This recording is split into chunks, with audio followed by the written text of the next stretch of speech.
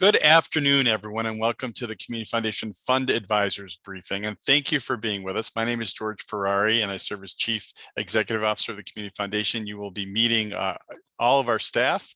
Madeline Rosas is our new Administrative Coordinator. Carlene is one of our Community Impact Associates, and other staff will be presenting information to you today. We're very happy and excited that you are with us. We conceive of philanthropy as relational, and our relationships with fund advisors, those folks who have started donor advised funds, started maybe an agency fund for a particular organization or a field of interest fund for a particular issue or topic, are among our closest and most important supporters and friends. And we want to hear from you about how we can continue to serve you and advise you and learn from you in terms of as you follow in your charitable giving journey. And this valuable conversation together is something we really appreciate greatly. So we have an opportunity to together share a little bit of information with you and a lot of time for you to engage in conversation and talk and learn more about the Community Foundation activities this year. This might be one of our next to last virtual events. Maybe. We will have our annual celebration in person this year. It'll be June 7th. It'll be in the late afternoon, early evening at Stewart Park. More information to come with that. We just sent out an e-newsletter with a lot of information about activities and events that are coming on. So we know that these times have been incredibly challenging. People have been incredibly resilient and persevered through all sorts of difficult, heartbreaking, inspiring opportunities to do more in philanthropy and to do what we'd like to see in our community by your engagement in what we're doing. So this is our briefing time together. I want to thank folks who are here. I can't see everyone. Perhaps we have some board members as well with us. We have former board members. I see all sorts of folks. And I'm glad that you've made time to be with us. So I think I will turn it over to you now, Amy, who will start the formal part of the program. Great. Thank you so much, George. I am glad to be with all of you here today as well. My name is Amy LeViere, and I serve as our Chief Philanthropic Services Officer. I'm just going to zip through a couple of these slides quickly because we have lots that we're covering. We'll share some of what's been happening at the foundation in brief, I promise. Some of you have been with us from the beginning, and others of you have found your way here very recently. We do this work together with you. Our mission is that we bring people and resources together to build a more equitable Tompkins County by inspiring diverse philanthropy, catalyzing collaborations, and championing inclusion and justice. A quick recap of year 2021 by the numbers. $3.7 million was raised from almost 1,000 gifts. Gifts ranged in size from $9 to $500,000. Assets totaling $27.8 million held in 148, well now 149 funds. $2.8 million was granted to over 250 organizations. We bring people and resources together through giving opportunities that create impact. What are the particular issues or organizations that are important to you? Who do you want to include in your charitable decisions? What is your timeline? At the foundation, we help people think through these questions and more. Did you know last year, every 5th gift was given to the Women's Fund? Did you know that one family walked every mile of every road in Ithaca to raise money for the Social Justice Fund? When we look at the past decade of giving, donors have been generous. You have been generous. Expanding philanthropy, giving broadens and deepens along fund types. We've seen a trend towards tax advantage gifts. In 2021, totaling $1.5 million. And when COVID hit 2 years ago, we were able to respond. In fact, you all responded. In 2020, 1 in 3 gifts went into the COVID-19 response fund. In 2021, 1 in 2 gifts went into community impact funds. Donors gave generously to designated funds for over 30 local nonprofits. Did you know that we currently hold more than $6 million in designated funds? Organizations such as GIAC, Finger Lakes Land Trust, Loaves and Fishes, Ithaca Free Clinic, Hospicare, Lansing Community Library, Southside, just to name a few. When we think about our community assets, community foundations are in the forever business to meet needs today and tomorrow. For the past decade, we grew from about $8 million to almost $28 million. As part of the board's commitment in 2021 to DEIJ work, additional assets were shifted to the Environmental Governance Social Investment Pool, the ESG fund. As community assets, funds help people accomplish their goals and can also help people create a legacy or provide memorial opportunities. Education, resources, services, fund advisors have 24/7 access. As part of our philanthropic services, we host forums for listening and learning, shine the light on grassroots organizations, collaborations with cross-sector partners to affect change. Grant cycles expand with robust review team members. Grant applications and recommendations are shared with you as donor advisors, expanding impact and leveraging community connections. Last year, almost $1 million of funding happened through grant cycles. Philanthropic services also provides metrics and analysis for important foundation initiatives and focus. Our popular Let's Talk series provided an easy way to hear from community leaders and bring current issues and sharing local impact with over 700 constituents. Topics and speakers included local food system with Katie Hallis, Let's Talk childcare insights and trends with Sue Dale Hall, Condi Ciccone and Steve Yale-Lair on immigration, and also arts and culture with Megan Barber. Monthly Let's Talk gatherings connect you to local leaders for a quick, easy way to explore what's happening for our mission-driven organizations. If you know of someone that you think we should hear from, please let us know.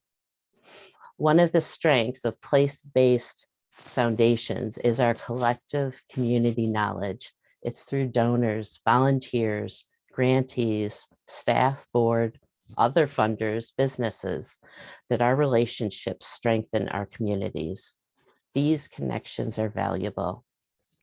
Because of you, because of all of us, it is that we have the depth and the breadth of knowing our communities. Thanks for sticking with me as we zoomed through these few slides. And now I'm going to pop this right over to you, Janet.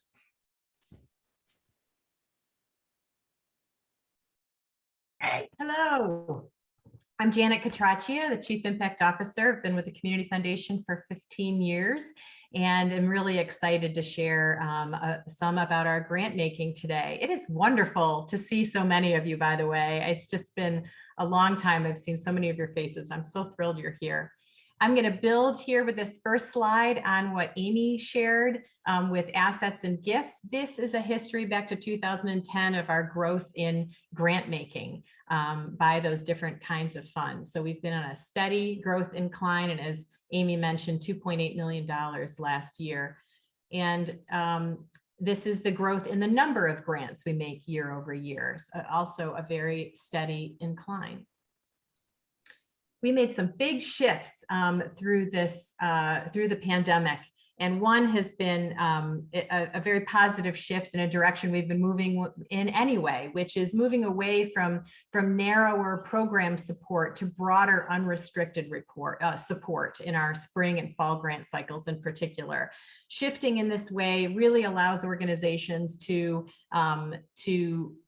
use those dollars where they're needed most. They complement more restrictive, often government funding that they receive, and it really fosters a culture of assessment and adjustment within those organizations. Again, always fostering collaboration, as we always do in our grant cycles, and emphasizing support and strengthening of organizational capacity toward carrying out their mission. This is particularly important as our mission-driven sector, like other sectors, are struggling with their staffing and an exodus of some staffing in the past couple of years.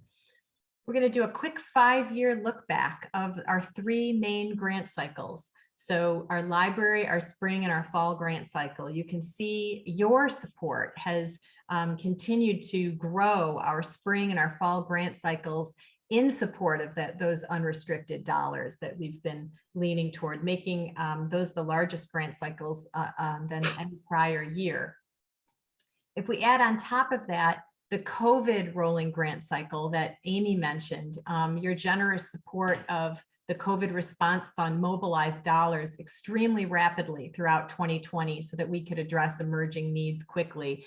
And as we have, as the COVID grant cycle waned, you really shifted those dollars in invaluable ways to our local mission-driven sector in those two grant cycles.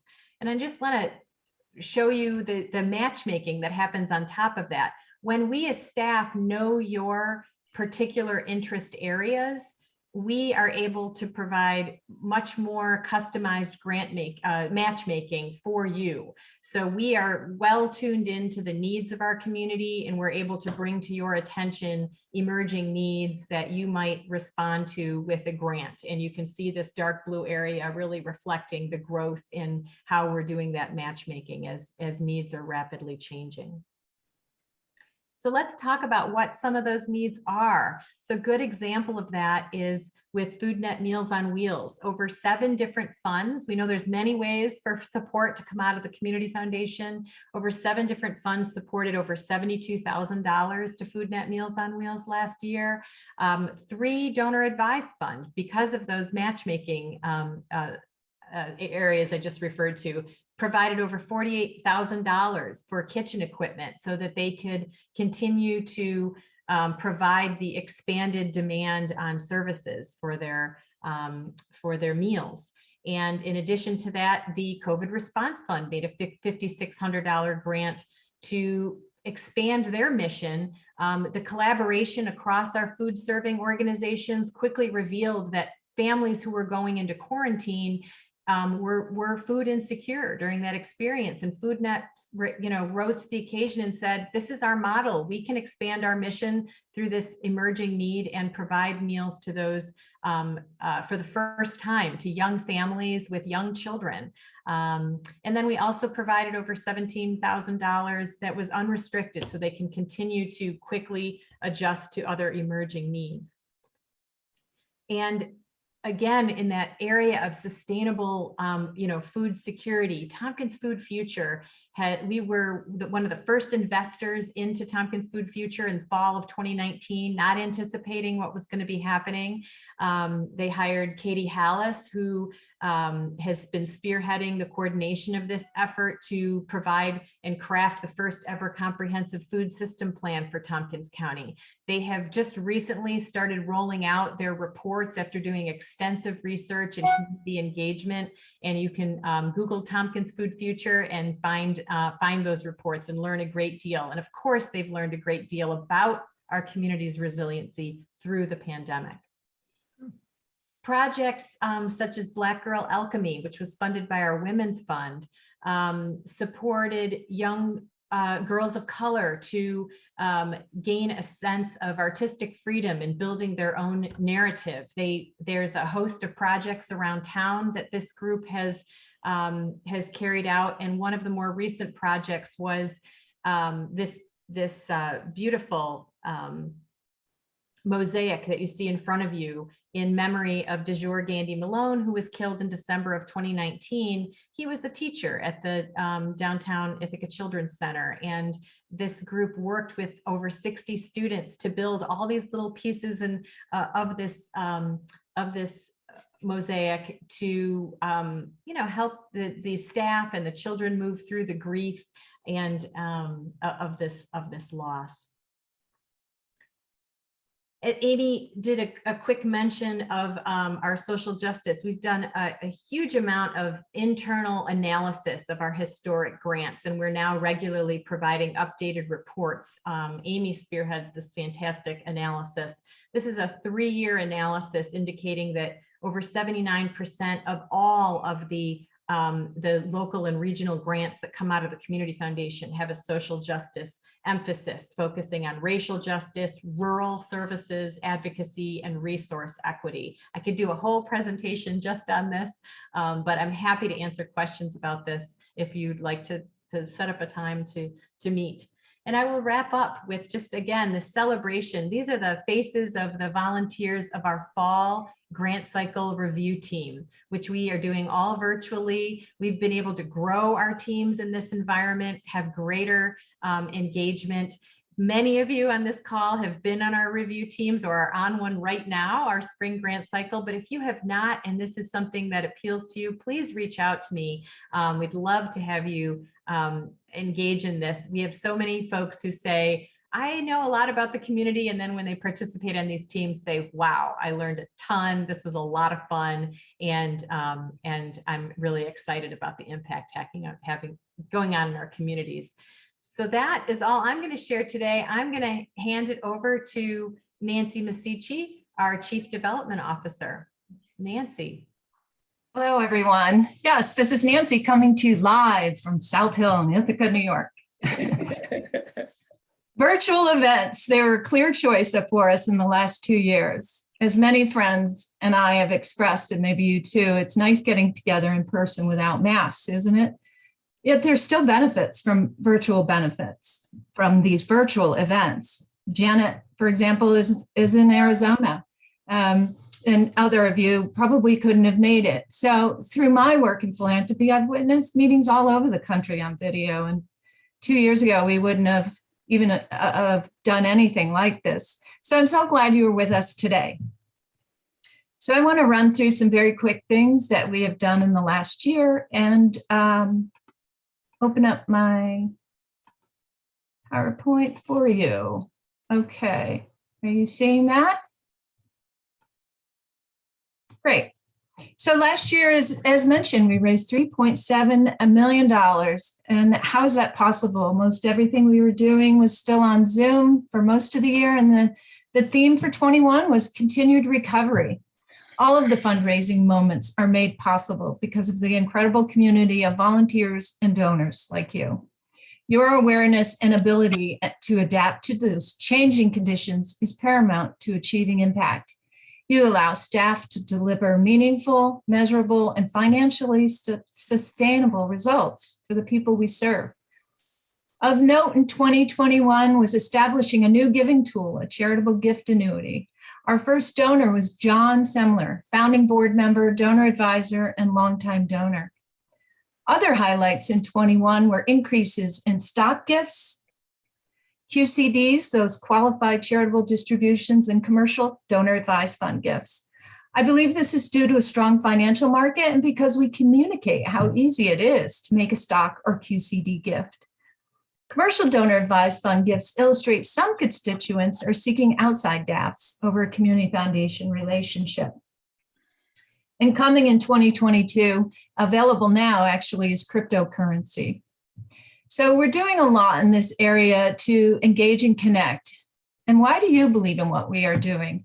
My development effort always is with a lens to support community grants. You heard a lot about how we're doing that through the report from Janet and Amy.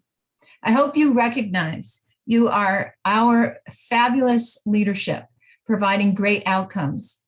As grant applications grow and as we continue to help locally, you can be assured we're going to listen to our community's needs and challenges to make a positive impact. We believe people with a passion can change the world. So we honor and recognize you, our great donors, and we honor your great gifts. You're here, I believe, because our organization's vision for the future aligns with yours, to provide for needs and to find solutions locally. But being the leading public grant maker depletes our assets. So if you could, maybe help build our confidence by helping with access to people, including businesses who have a passion for a vibrant Tompkins County. Someone who may be interested in a bequest. I'm wondering, is this something you would consider?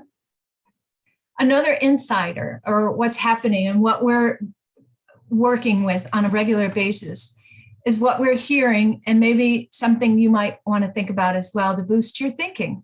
More and more donors are empowering us to be innovative by creating interest area grants. Donors driven by specific interest or concern to pressing community issues. Such donors as Joel and Kathy Zumoff and Sarah Johnson and the Nosanchuks, who at first showed interest in a donor advised fund. And in our conversations of listening and learning, these donors felt they could help the causes they care about and have freedom from grant decisions. Feeling confident with our expertise, they found field of interest funds aligned better with their interests.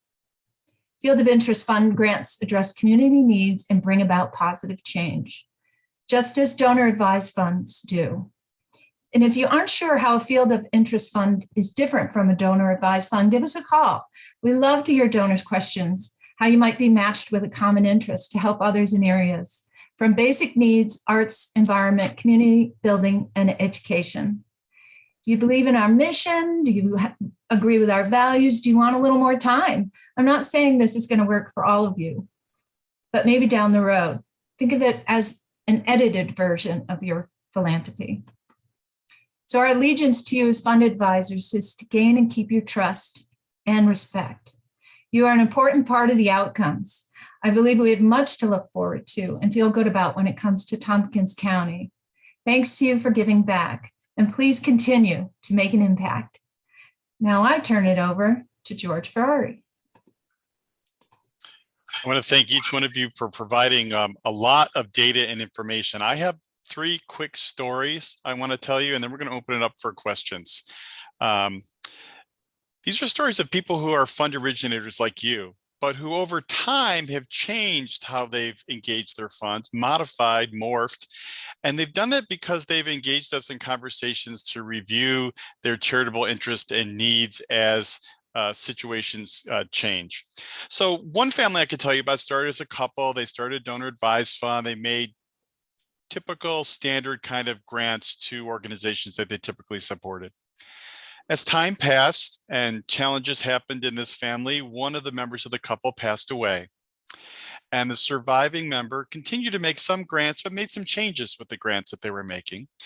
And then as that individual's needs changed and found herself relocating out of our community to be closer to adult children who could provide better care to her needs, she decided not to take that donor advised fund with her, but because of the family's longstanding relationship with our community and in gratitude for all that they've gained from many, many years of working in our community, decided to change their donor advised funds into 4 different designated funds for particular entities in our community, long-term organizations where they supported over many years. And those funds then are forever present to support the work of those organizations. And if those organizations cease to exist, it becomes our responsibility at the Community Foundation to find the next closest use for that fund. So this donor, who had a long-standing history in our community, started her relationship with us, with her husband, with a donor advised fund, was able to relocate in an area where her family was providing her with more care, knowing and trusting that we could continue to honor her original donor intentions for specific organizations. Second story I'll tell you is a family who started a donor advised fund with us and began it as an endowed fund with one person in the family starting that fund. And upon future family conversations with us in the office, another member of the family decided that they would also like to have an expendable fund. So an endowed fund, those of you who have that know that there's only a portion available on an annual basis. And this family was in a position to do more than that. So they created an architecture of 2 funds, one that was forever and one that was more immediate.